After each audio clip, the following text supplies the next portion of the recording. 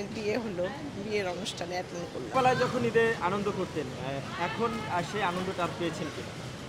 হ্যাঁ, এখনো আর নদী আছে, নদীতে গেছি, সাঁতার কেটেছি।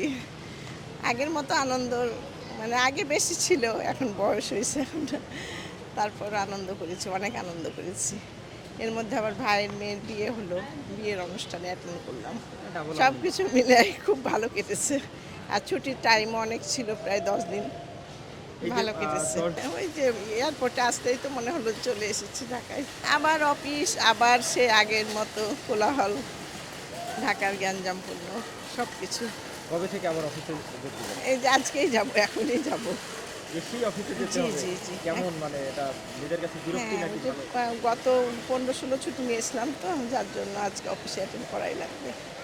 ছেলে, মেয়ে, হাসব্যান্ড সবাই। এখনো কি সেই ছোটবেলার মতো ঈদের জামা কাপড় কেনা বা হয় কিনা? হ্যাঁ, এখনো মামারা ওদেরকে আগের মতোই, আমাকেও আগের মতোই দেখে।